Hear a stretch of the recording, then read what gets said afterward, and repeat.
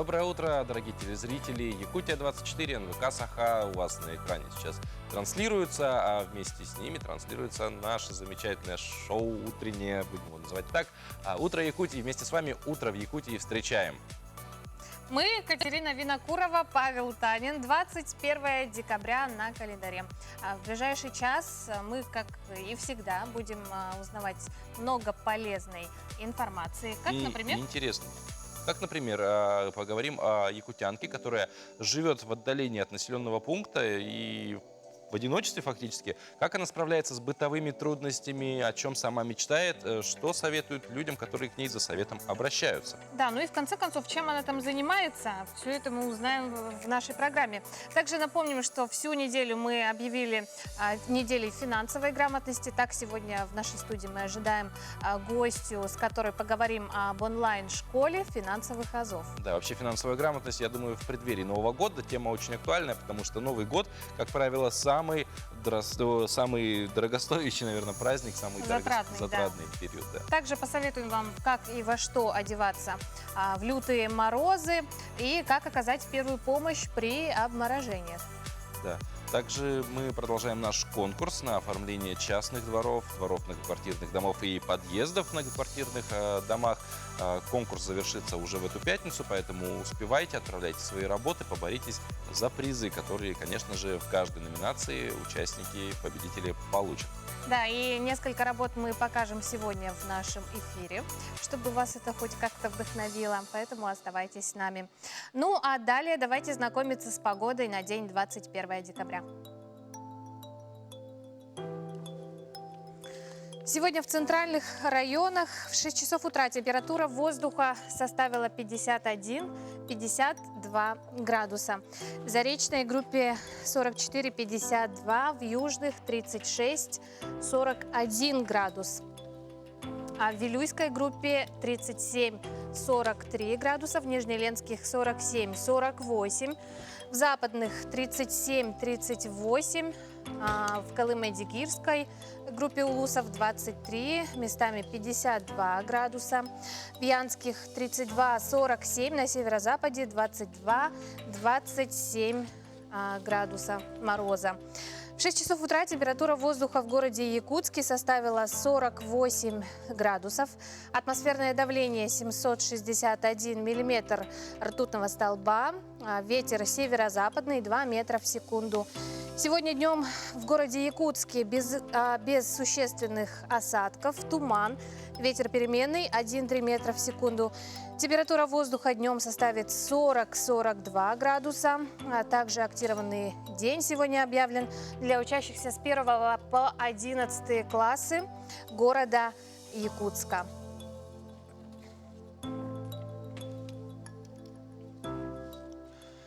Что ж, холода с каждым днем все суровее и суровее, но в принципе с холодами многие ассоциируют наступление Нового года как в принципе, да, холод, зима и так далее.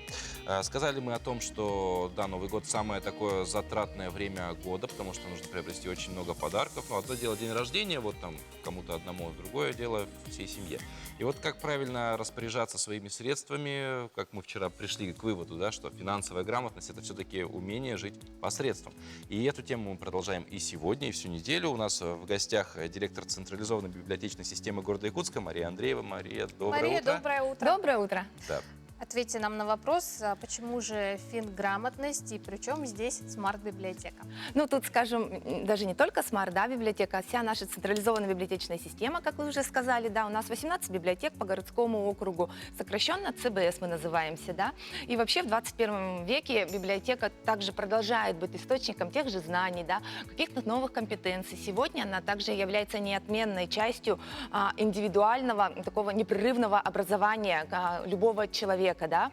В библиотеке любой может построить свой фундамент, так сказать, повысить свою грамотность, именно будь то информационная, правовая и, конечно же, вот финансовая. И исходя вот из этого нами был сформирован вот такой вот проект, который как раз позволяет населению, как вы уже также отметили, да, правильно распоряжаться своим бюджетом, сохранять его, ну и, конечно же, приумножать. А в каком формате вот происходит эта работа?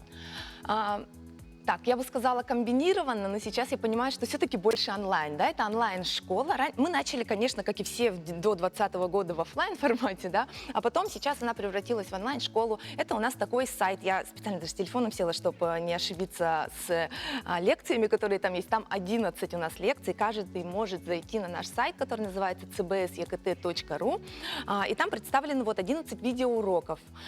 И эти видеоуроки, они коротенькие, от 5 до 7 минут в среднем. Мы не несем с собой целью прям обучить каждого в течение там нескольких часов, нескольких дней, чтобы ты прям знал одну тему, да, а просто построил такой некий небольшой фундамент, где каждый уже индивидуально по кирпичику будет собирать свою информацию, которую мы на этом сайте предлагаем, в виде книг, в виде полезных ссылок, да, в виде вот, ну, актуальной и как достоверной информации, и каждый уже может по темам. Тут можно, конечно, по темам сказать, Ну, парочку, хотя бы, да? может быть, на ваш взгляд, самые такие наиболее интересные. Да, рядовому популярные. гражданину. Да, давайте вот, конечно же, одно из самых, тут вот правильно сказали, как к началу, к концу года, да, и с начала года людям очень актуально, мы так посмотрели, тема инвестирования. Она очень сложная, да, здесь дается такое легкое понятие, можно сказать, поверхностное, но уже базовое, да. Также уменьшение кредитной нагрузки, мне кажется, это очень на самом деле важно. И была очень интересная тема, которая больше всего откликов, наверное, это как накопить свой первый миллион. Это может сделать, в принципе, каждый человек, который имеет средний, обычный заработок, не средний, а просто заработок. Вот. И так можно пройтись вот по каждой теме, на самом деле, конечно, да. Кто выступает экспертами в школе? А у нас чудесные, замечательные наши волонтеры, мы их уже коллегами называем, да, из Центра финансовой грамотности Республики Саха-Якутия. Вот они нами читают наши лекции. Но помимо этого можно отметить, что вот буквально недавно закончили проходить обучение вот этому же, так скажем, волонтерским вот этим навыкам по финансовой грамотности, по компетенциям в нашем финансово-экономическом колледже. Наши сотрудники, 23 библиотекаря, получается, теперь они также уже могут передавать эти знания. Они уже, как сказали, вроде организовали в смарт-библиотеке, да, а теперь работают все библиотеки нашей системы, работают с этим сайтом, сами иногда приглашают других специалистов, ведут социальные сети, а сейчас они уже прошли обучение, они, конечно, уже более, так скажем, грамотно финансово точно. Так вот. То есть, получается, сегодня все библиотеки, абсолютно центральная библиотечная система, они задействованы. Именно города Якутска, Ну, да, города Якутска, да, центральная они библиотека. задействованы, да. Тут можно отметить еще, вот мы же в основном говорим про работающих людей, да, но на самом деле очень важно и не забывать про наших пенсионеров, да, людей в возрасте, для которых финансовая грамотность, наверное, больше сопряжена с мошенничеством каким-то, да. Они как-то оказалось более не защищены, так как у них на менее низком уровне оказалось понятие именно финансовой грамотности, а не сама. И нами был организован фестиваль «Серебряная нить» именно для людей в возрасте. Также, если пойти по возрастной градации, есть и подпроект «Финансики». Мне кажется, о нем будут подробнее еще у вас в передаче. Да? Он для детишек. Это наши библиотекари рисуют мультики уже, чтобы дети дошкольного и младшего школьного возраста могли сами распоряжаться своими средствами в виде там, белочки и все такое. Да?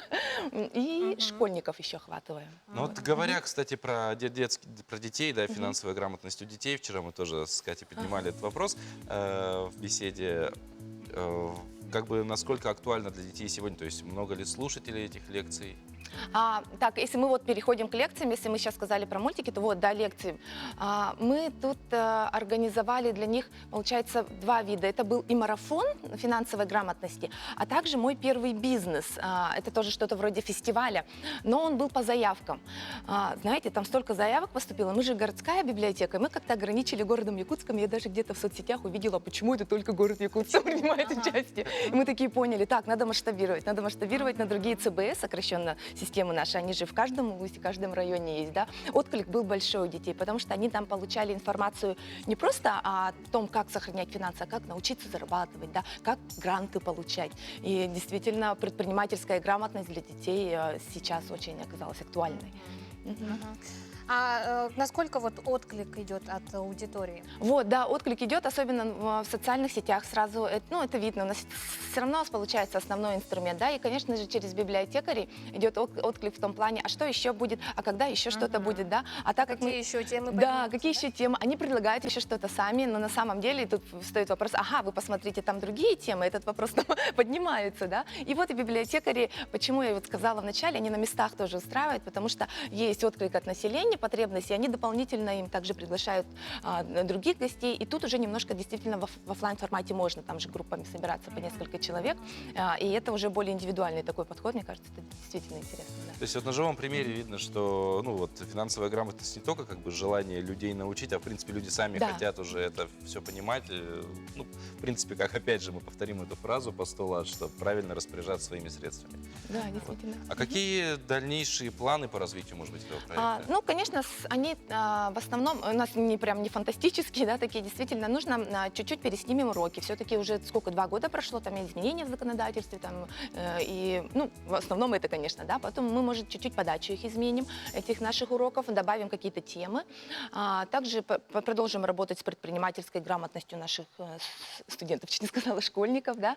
Ну и, конечно, вот для детей мы решили уже, наверное, нужно выходить на школы, образовательные учреждения и как-то попробовать с ними контактировать для более массового распространения нашего проекта, чтобы изначально, да, так было. Ну вот вы, кстати, сказали, да, про мультики для детей, а мультики самостоятельно снимаете? Или Да, да, это библиотекари делают. Они их рисуют, анимируют, озвучивают. Я даже иногда иду в библиотеке, ты куда бежишь? Я мультик озвучивать. Поэтому да. Мария, а в каком формате проходят лекции?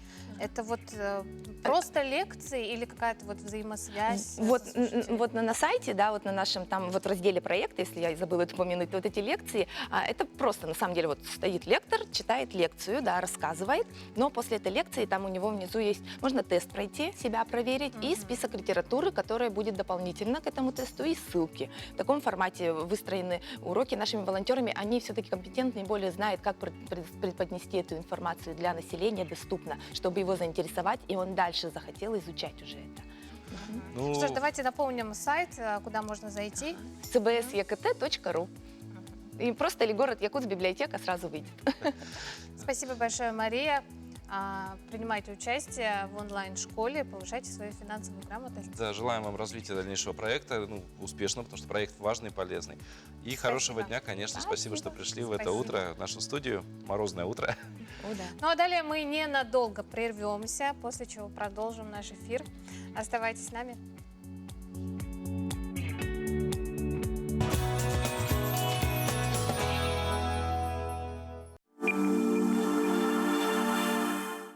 Вас приветствует строительная компания Туту ЕКТ. Наше преимущество в том, что мы можем работать с вами удаленно, если вы пока что находитесь за городом. Мы сделаем всю работу за вас. В салонах «Торнадо» с 18 декабря по 31 января. Праздничные скидки до 70%. Розыгрыш iPhone 13 Pro. «Торнадо». Спа-салон Сабайтай объявляет скидки 20% на все услуги и подарочные сертификаты. Отличный подарок на любой праздник. Ждем вас по адресу Курашова, 44. Группа компаний «Колми» представляет новинку этого года. Грузовой автомобиль «Валдай Next». Надежный проверенный дизельный двигатель «Каменс», 6-ступенчатая механическая коробка передач, модернизированная рама с хорошим запасом прочности. Бескапотная компоновка автомобиля обеспечивает лучшую маневренность. При этом объем перевозимого груза больше, без увеличения длины шасси. Автомобиль «Валдай Next» — это отличное решение для организации городских грузовых перевозок. Низкие эксплуатационные затраты, высокий уровень безопасности обеспечат бесперебойную работу вашего бизнеса. Грузовые автомобили линейки Валдай Next в различных вариациях вы можете приобрести в дилерском салоне ГАЗ группы компаний «Колми». Мы поздравляем вас с наступающим Новым годом. Желаем вам и вашим близким счастья, здоровья и исполнения всех желаний. Искренне ваш «Колми», ваш надежный партнер.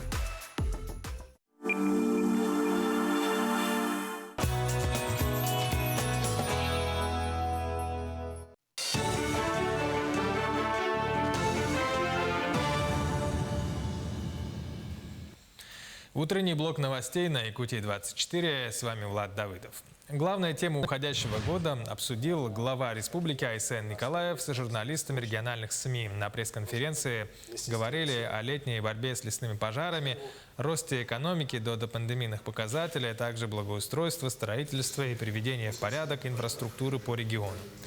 Не обошли стороной тему коронавируса. Сейчас в Якутии привито уже 75% населения, активно формируется коллективный иммунитет. число заболевших значительно снижается. В этой связи Айсен Николаев отметил, что, возможно, будут вводить послабления в ограничениях. Может быть, мы какие-нибудь ограничения еще до конца недели тоже будем снимать в связи с тем, что все-таки эпидситуация по республике значительно улучшилась по сравнению, даже еще раз говорю, с ноябрем месяцем.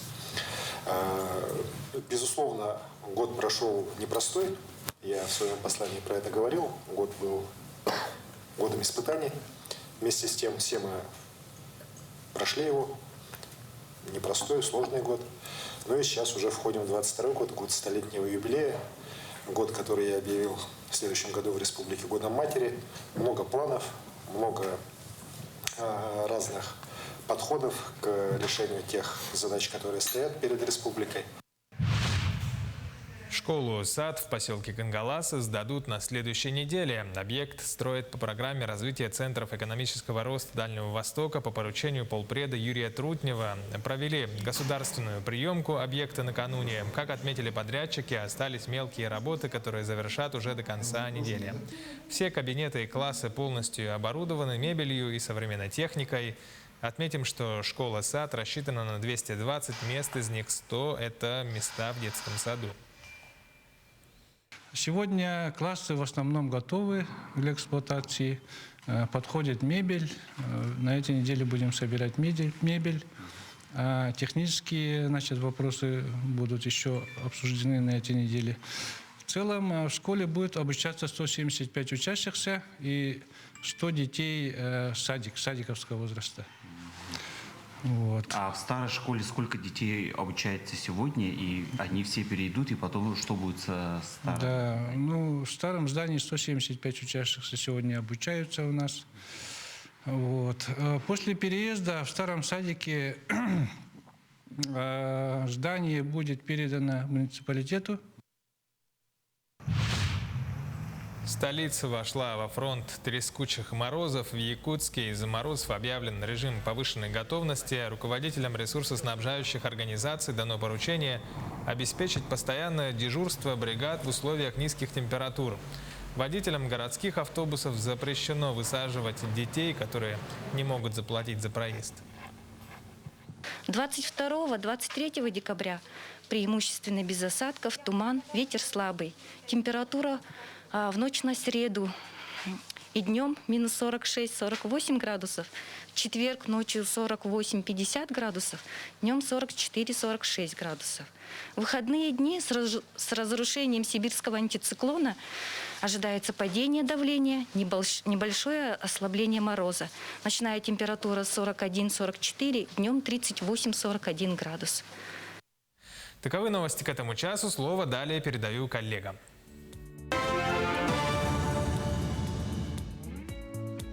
Спасибо нашим коллегам из информационной службы телеканала.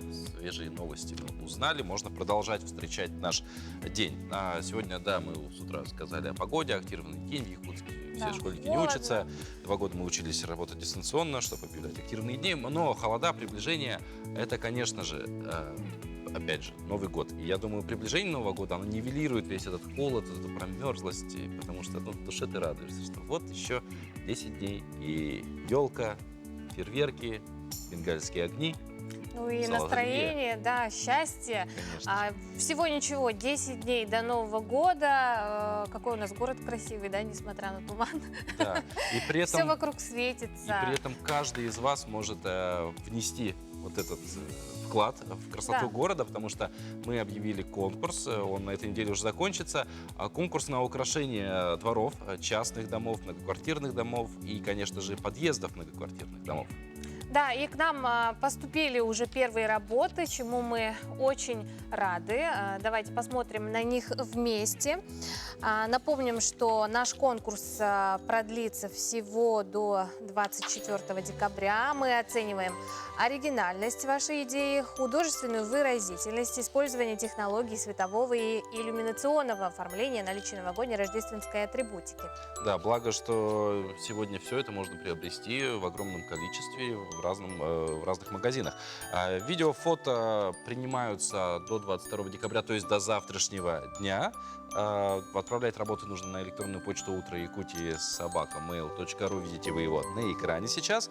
И, собственно, 24 декабря в пятницу мы подведем результаты конкурса, объявим победителей в 3 номинациях. Я повторю, это лучшее оформление частного двора, лучшее оформление многоквартирного дома и подъезда многоквартирного дома. Да, и не забывайте указывать имя, фамилию и ваше местоположение.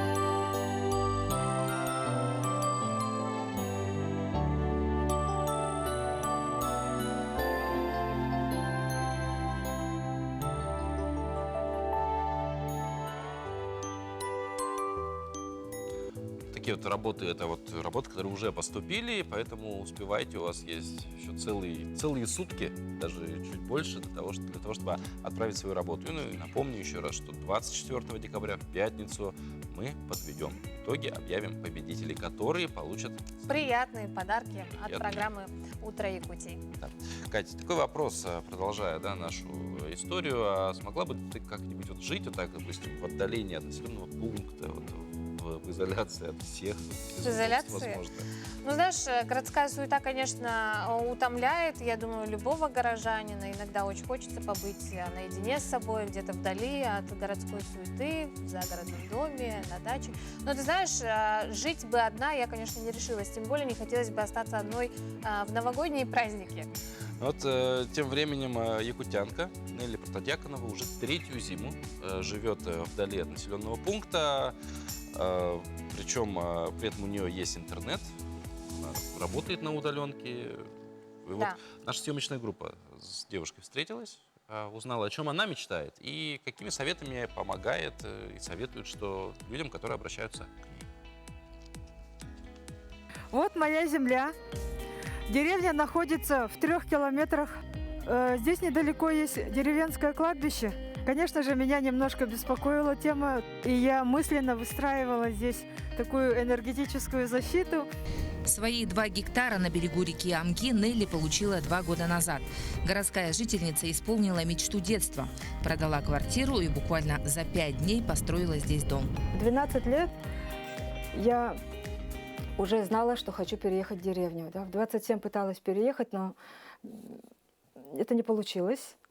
И в 42 переехала. Почти там 20 лет к мечте шла. Я тут могу себе дауншифтить, быть абсолютно свободным человеком. Мне очень нравится, что здесь совсем нет домов. Красивые виды, закаты, рассветы, шикарно. При этом прекрасная сотовая связь, YouTube, интернет, МТС, 4G. И благодаря этому я от цивилизации совершенно не оторвана. Наоборот, моя работа связана с людьми, я помогаю людям, работаю как коуч, как психолог. К ней как к психологу обращаются со всех концов страны. Кто-то хочет разбогатеть, кто-то узнать свои скрытые таланты, выстроить отношения с близкими. Есть и такие, кто, как и сама Нелли, хочет изменить свою жизнь. Все свежее, ягоды, все свежее, все натуральное. Это была одна из причин, почему я переехала из города. Потому что в городе все стало уже слишком все ненатуральное, да, ароматизаторы, красители.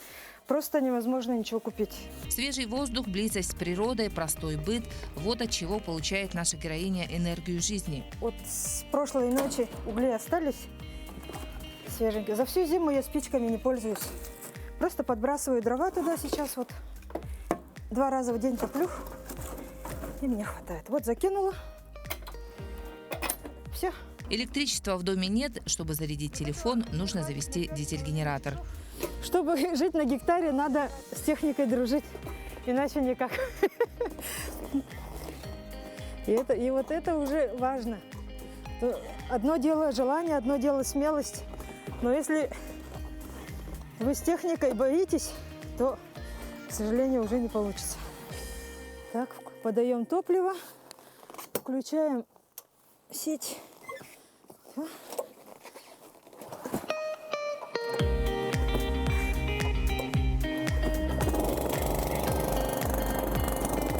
Несмотря на то, что девушка все умеет, считает, что гармоничная жизнь все же без мужчины невозможна. Поэтому заводить, кроме кроликов, более крупных животных пока не решается.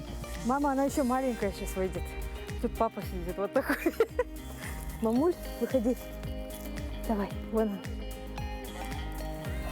Планы разводить, как-то убивать их у меня рука не поднимется, если только муж этим не займется, новоиспеченный.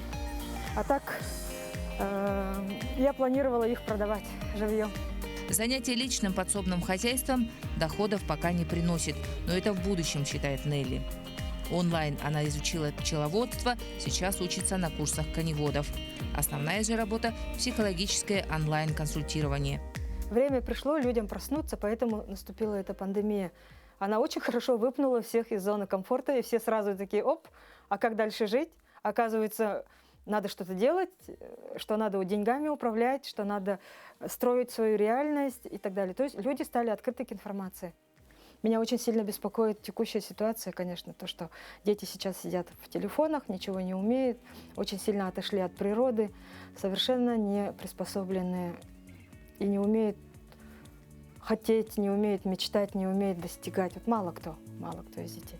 Человек за время своей молодости должен успеть сделать всего 3 вещи. Счастливая старость зависит только от этого. Это отношения, деньги, здоровье. И вот об этом, на эти темы мы разговариваем. Движение дауншифтеров в пандемию стало особо актуальным.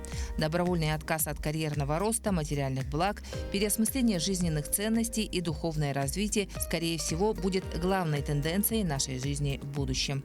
Туяра Филиппова, Семен Семенов, Булугур, Амгинский улус. Сегодня Самый короткий день в году. Да. А ночь, наоборот, самая длинная. Называется это День зимнего солнцестояния. Да, с завтрашнего дня время светового дня, длительность светового дня будет увеличиваться, и уже через полгода, оказывается, вот всего-то потерпеть, мы будем уже отмечать день летнего солнцестояния, когда ночь мы почти не увидим, а день будет вот весь день. День весь день. Согласись, вот мелочь приятно, да, что день все-таки длиннее становится. Да, какой-то переломный момент, начинаешь отсчитывать вот до лета уже дни, в принципе, с сегодняшнего дня. С другими датами 21 декабря мы будем знакомиться далее в нашей рубрике.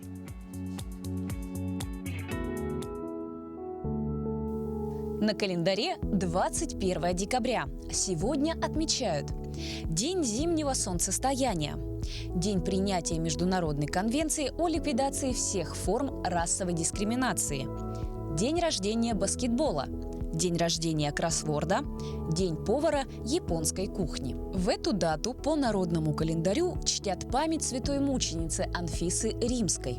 В старину в этот день девушки занимались рукоделием. Они запирались одни в комнате, пряли, шили и вышивали. Было принято проводить обряды от сглаза и для защиты от нечистой силы. А на одежде вышивали специальные символы, которые сулили богатство, счастье, удачное замужество. Если синицы и другие птицы начнут искать укрытие под крышей, то вскоре будет метель. События в этот день. В колледже Спрингфилда 18 студентов провели первую в историю игру в баскетбол. Мари и Пьер Кюри открыли радий. В России вышел первый номер журнала «Огонек». В этот день в Москве состоялась премьера фильма «Броненосец Потемкин». Состоялась премьера первого полнометражного мультфильма Уолта Диснея «Белоснежка и 7 гномов». Этот день считается началом производственной деятельности одной из крупнейших судостроительных верфей России – завода номер 402, ныне ОАО ПО «Севмаш». В СССР произведен запуск «Космос-101». Советский Союз осуществил успешный запуск межпланетной станции «Луна-13». СССР осуществил успешный запуск межпланетной станции «Вега-2» для исследования планет Солнечной системы.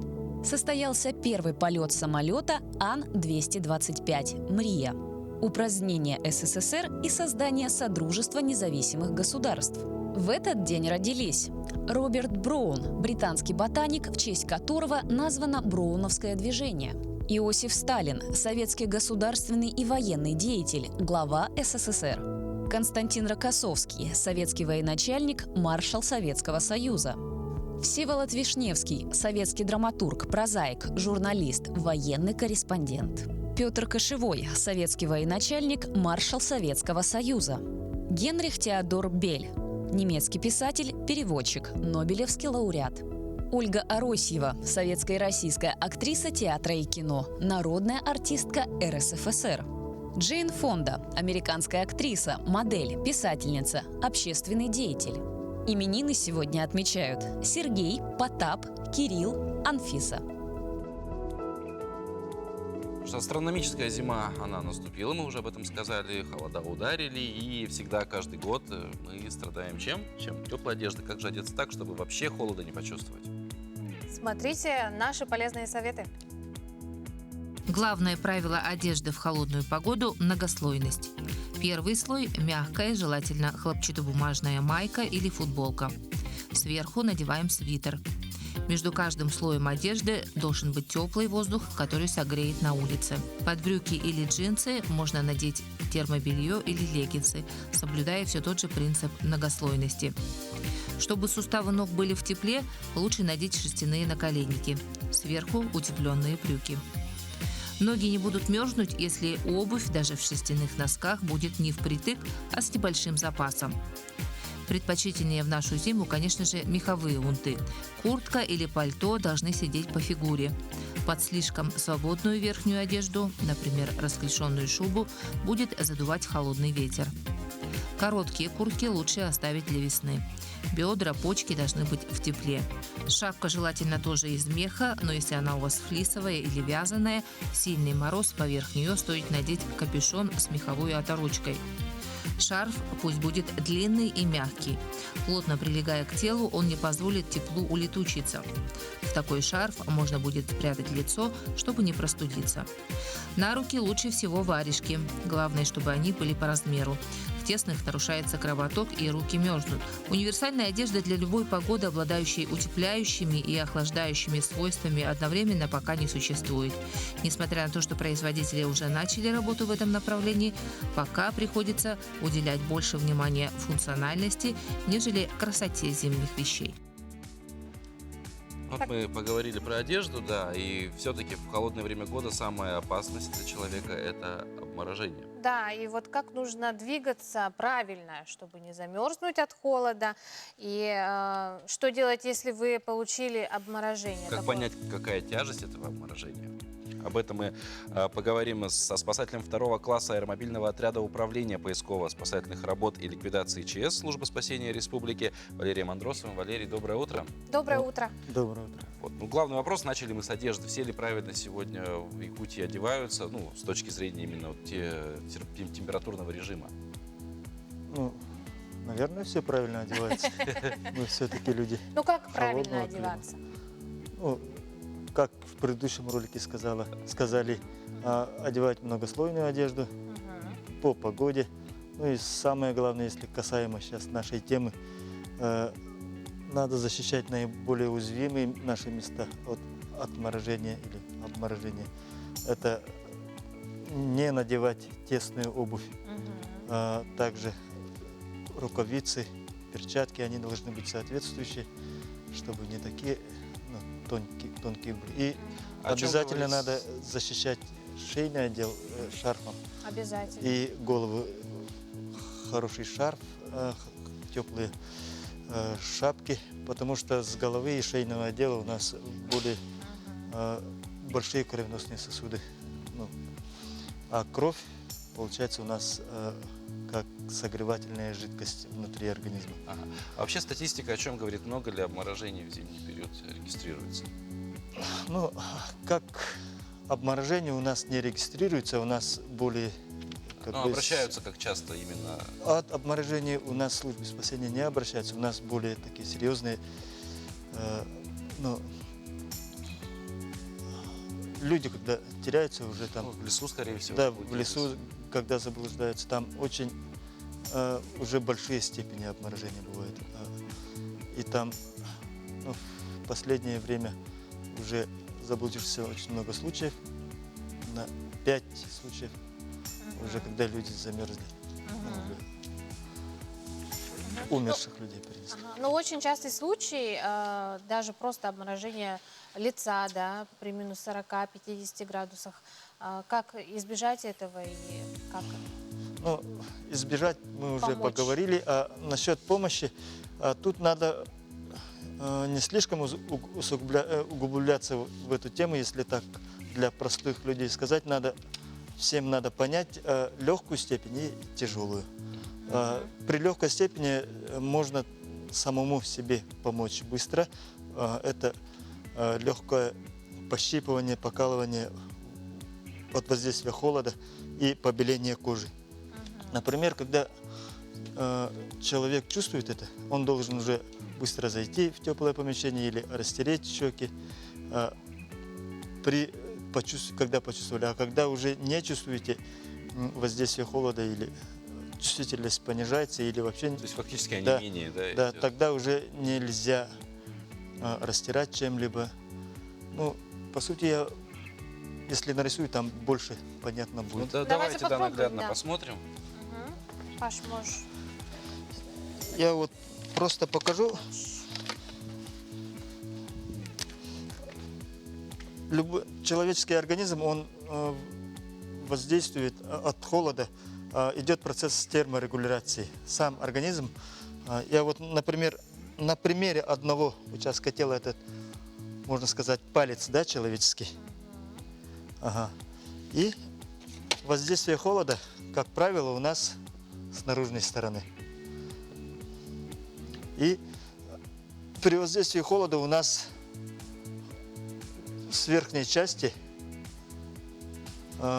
происходит травма кожного покрова. Получается, вы в легкой форме вы уже чувствуете ее. Это пощипывание, покалывание вы еще чувствуете. А сам организм в процессе, здесь он внутри теплый, кровоснабжение идет. При сужении сосудов у вас тепло здесь только остается. А холод в верхнюю часть эпидерму и верхние наружные ткани, мягкие ткани, он превращает их в лед. И самое, что главное при самоспасении или когда оказываете первую помощь, не надо их заводим в теплое помещение и не надо снаружи растирать. Получается, вы должны, самое главное, понять то, что кровоснабжение должно вот этот участок отрегулировать и сработать так, чтобы тепло должно само изнутри согревать тело, а не воздействие снаружи. Оно должно, тогда ткань вся отогревается изнутри. Да, изнутри, и оно быстрее отогревается, и это самое правильное. Тогда ни в коем случае не растираем, да? Ждем, пока пальцы отогреются сами. Нет. Первое действие – это максимально быстро завести в теплое помещение. Так, нет, не механически. Если при легкой форме можно механические там движения.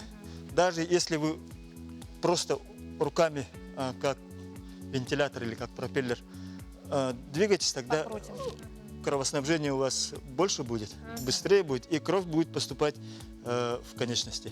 И оно изнутри само. А при тяжелых формах, даже они как в лед превращаются, рука, ноги.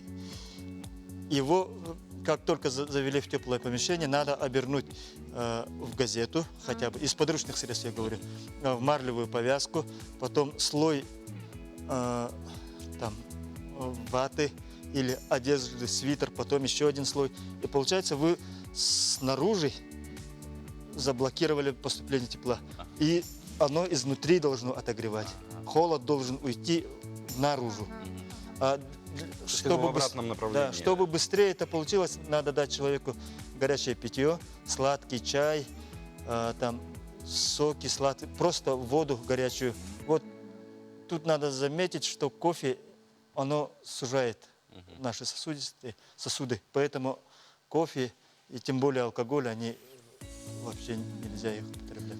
Валерий, мы знаем, что к вам очень часто обращаются люди, которые застряли в дальние дороги, да, заблудились. Какие вы можете дать советы людям, которые вот собираются в праздничные дни, в деревни, в районы?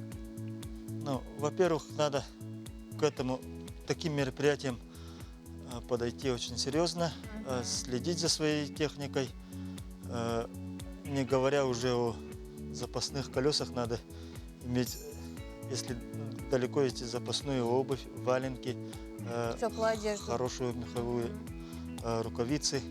Ну, возможно, запас топлива дополнительный. Конечно.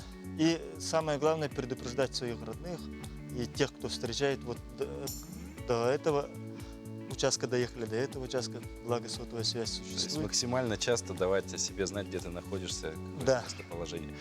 Валерий, спасибо большое за эту очень полезную беседу, познавательную беседу, от которой зависит жизнь, в принципе, людей. Пусть будет как можно меньше обморожений.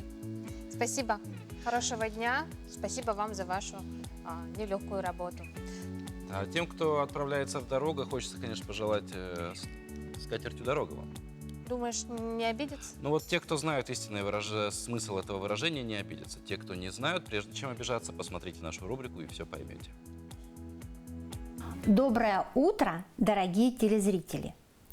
Выражение «с катертью дорога» имеет очень долгую историю в русском языке. Оно пришло к нам еще со времен Древней Руси и имеет значение пожелать путнику хорошей, доброй дороги. И это не мудрено. В старину путник испытывал много трудностей во время дороги своей. Он мог быть ограбленным, например, разбойниками, или попасть в плохую погоду, и тогда дорогу размоет дождем или заметет снегом, а иной раз дороги вообще не будет. И поэтому для того, чтобы дорога была гладкой, ровной, как скатерть, ему желали вот такое, ему говорили в дорогу вот такое выражение «с катертью дорога». Хотя надо сказать, что в настоящее время это немножко фразеологизм поменял свое значение.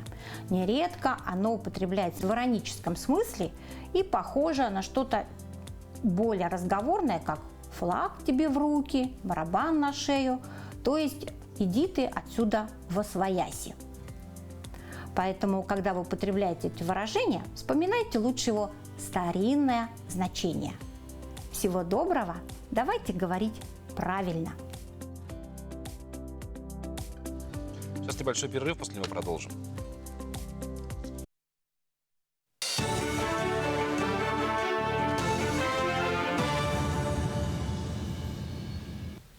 Это утренний блок новостей на канале Якутия-24, в студии Влад Давыдов. Глава Якутии рассказал, что в преддверии столетия якутской автономии в регионе подготовили предложение в долгосрочный план развития на следующие 100 лет. Напомним, что с мая по декабрь обсуждения прошли во всех районах. Участие приняли свыше 1000 человек из разных сфер, которые предложили более 130 проектов и инициатив для будущего республики. ЕПАК и Сбербанк Лизинг подписали договор на приобретение 55 новых автобусов. Поставка транспорта запланирована на весну. Ранее ЕПАК победил в конкурсном отборе Минтранса Якутии по предоставлению субсидий на обеспечение первоначального взноса по лизингу. Всего из госбюджета таким образом выделят 78 миллионов рублей на поставку 55 пригородных и 10 междугородних автобусов. В мультимедийном парке «Россия. Моя история» стартовала выставка, посвященная 115-летию со дня образования Якутского медицинского колледжа. В настоящее время колледж – современное многопрофильное образовательное учреждение с отделениями в 8 городах республики. В них обучаются более 2000 студентов. Колледж ведет подготовку специалистов среднего звена по 8 специальностям. течение этого года коллективы, выпускники, студенты провели очень много добрых дел, посвященных к 115-летию. Мы стали дипломантами качества правительства Российской Федерации. Очень большие достижения имеются в Орске с Россией, где наши студенты впервые в нашей истории трое вышли международный уровень чемпионата в Орске с Россией. Тем самым еще раз подтвердили качество обучения в нашем колледже. Зимний сезон на одном из главных горнолыжных курортов страны в Сочи, Роза Хутор, начнется 22 декабря. В этом году на территории введут 3 километра новых трасс на южном склоне. Но из-за новых ограничений против коронавируса в этом году Роза Хутор ждет падения посещаемости на 10% по сравнению с прошлым зимним сезоном. Сотрудники МЧС по Якутии спасли соболя. На телефон главного управления поступило сообщение о том, что в торговом центре Емиян по улице Автодорожная в Якутске в одном из магазинов обнаружено дикое животное, похожее на хорька. Спасатели, выехав на место вызова, обнаружили зверька в одном из торговых отделов. Маленький зверек оказался соболем. Спасатели его поймали, привезли к себе в отдел, отогрели, накормили и вывезли его на Вилюйский тракт, отпустили в лес. Таковы новости к этому часу. Далее слово коллегам.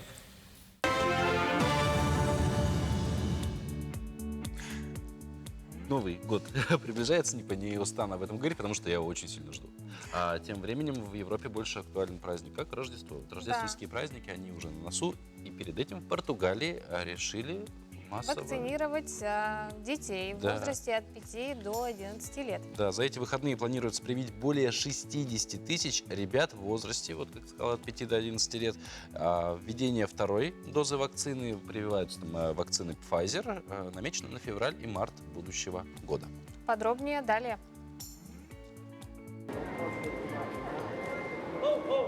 За неделю до Рождества в Португалии началась кампания по вакцинации детей в возрасте от 5 до 11 лет. В стране привиты почти 90% взрослого населения, и национальная система здравоохранения сочла возможным и правильным распространить эту практику на маленьких граждан. В течение нынешних выходных первую дозу адаптированной вакцины Pfizer получит 61 тысяча ребят. Столько заявок было подано онлайн с четверга. Пауло Собрал привел на прививку своего сына Мартина. Как говорит мальчик, он знает, что без укола скорее может заболеть, но вовсе этого не хочет. Это важно для меня, нашей семьи, общества и всего мира. Началось с нас, взрослых, теперь настала их очередь. Думаю, коль скоро вакцина существует, люди могут получить защиту. По словам Риты Оливейры, ее сын Афонсо знает, что старшие переболели COVID-19, поэтому нужно сделать прививку. Теперь в школе можно не волноваться, говорит Афонсо, пройдет 15 дней, и тогда он точно не подхватит вирус. Паула Рамуш, старшая сестра этого центра вакцинации в Лиссабоне, рассказала, что персонал постарался сделать помещение и атмосферу в нем более привлекательными для детей. По планам властей процесс завершится в марте, когда все дети от 5 до 11 лет получат вторую дозу препарата. А главный Дед Мороз страны отправился в 36 городов России на своем сказочном поезде. Да, такое турне организовано, и в результате которого каждый желающий сможет пообщаться с Дедом Морозом, посетить передвижную резиденцию, попробовать блюда северной кухни, поучаствовать в новогодних мероприятиях и получить подарок. Передвижная резиденция Деда Мороза – это специальный празднично оформленный поезд, состоящий из вагонов для игр и квестов, салона приемной, вагона ресторана и других. Дед Мороз проведет в пути 40 дней и преодолеет более 13 тысяч километров. В городах, где запланирована остановка, поезд пробудет в течение дня. Ну а в это время на перроне и внутри передвижной резиденции пройдет праздничная программа в формате COVID-free.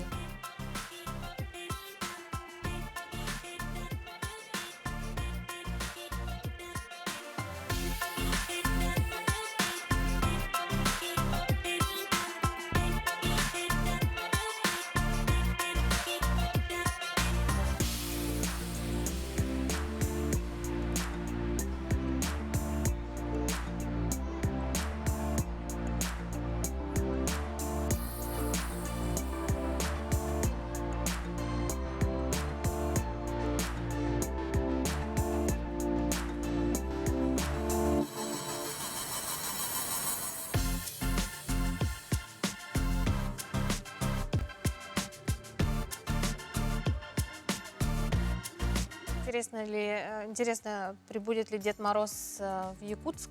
Все зависит от того, как обслуживают в вагоне-ресторане. Паша, у тебя бывает такое, что смотришь вот на какую-то картинку и не понимаешь, что там? Что там? Я вспоминаю сразу эту историю в интернете про платье, какого же оно цвета, белое или синее, оказалось серое. Я не помню, чем закончилась эта всеобщая мировая истерия с А этим ничем платьем. не закончилась. Она продолжается, где-то она до сих пор продолжается. Мнения как разошлись, так и не сошлись. Возможно, в эту секунду кто-то только-только открывает для себя историю с платьем. Тем временем, да, такие ситуации бывают, так сказать, визуально такие иллюзии происходят. И одна из них, она произошла недавно на популярном сайте Reddit. Пользователь Франческо де Филиппо опубликовал на этом портале фото своей сестры с котом Марвином. Снимок озадачил многих пользователей, так как на кадре рука девушки как будто проходит сквозь кота. Выглядит это странно, но объяснение этому есть. Комментаторы предположили, что автор снимка использовал Photoshop, но, по словам Филиппо, это не так. Все дело в гибкости и пушистой шерстке кота Марвина. Рука сестры проходит под его правой подмышкой, но из-за меха ее запястье было прикрыто, объяснил Филиппо. Один из пользователей примерно показал, как это выглядит. Да, в обычной жизни, к слову, Марвин выглядит довольно мило и особо не отличается от других котов. Ну а у нас напоследок сообщение поздравления. Поздравляют брата Станислава с днем рождения. Желают крепкого здоровья, успеха в работе. Будь счастлив да удачлив. Из Сунтара вас поздравляет абонент с последними цифрами 4039. Да, мы также к поздравлениям присоединяемся. Желаем вам всего самого лучшего. Ну и такой лайфхак пожеланий. Ваше желание, наше пожелание. Да. Также хотим напомнить, что сегодня в городе Якутске днем температура воздуха составит 40-42 градуса. Одевайтесь теплее. А также актированный день сегодня объявлен для учащихся города Якутска с 1 по 11 классы. Можно немножко поспать. Да, несмотря на такую погоду, мы желаем вам, конечно же, не терять, а наоборот приобретать с каждым часом новогоднее настроение, потому что праздник не за горами, чуть больше недели всего лишь остается, а это явно меньше, чем целый год ждать. Ну и, конечно же, отличного вам дня, хорошего, продуктивного рабочего графика сегодня, ну и просто отличного настроения, конечно. И увидимся завтра в 7 часов утра на телеканалах Якутия 24 и НВК Саха.